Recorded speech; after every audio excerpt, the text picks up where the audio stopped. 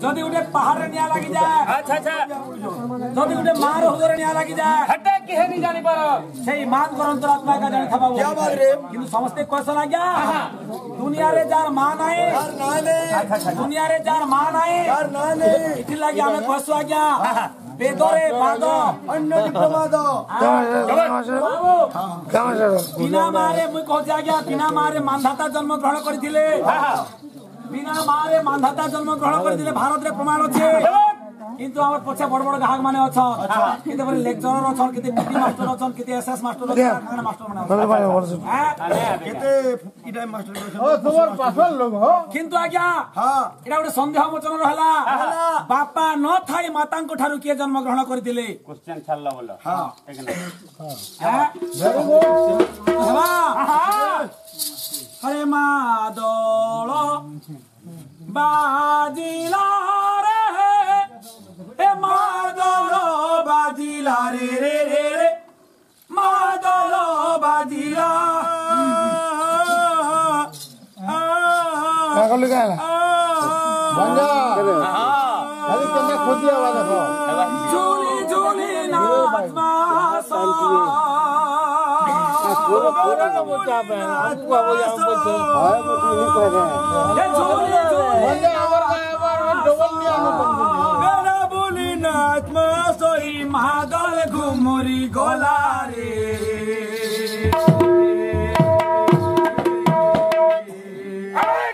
करम सानी मार पूजा तेरा करम सानी मार पूजा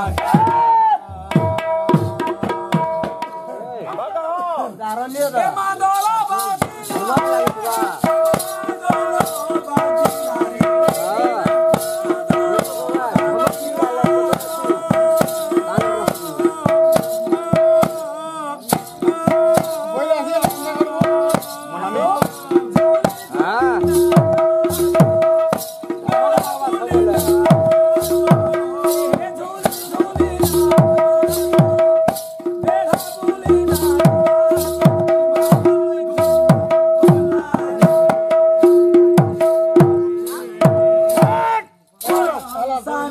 मार पूजा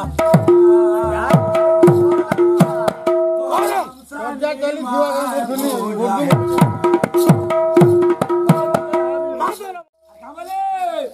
ये फोर फोर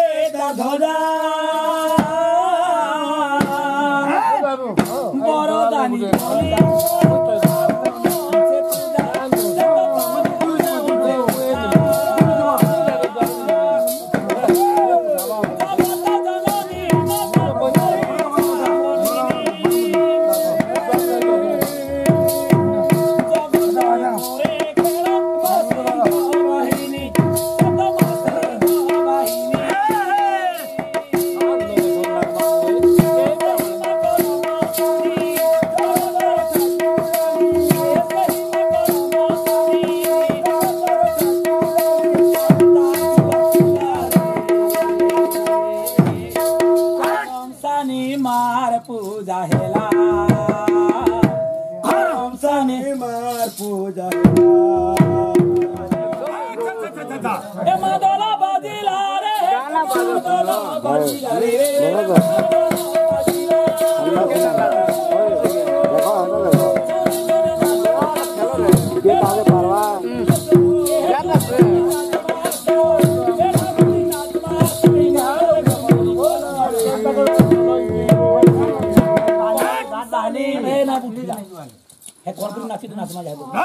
कौन नाची नाचो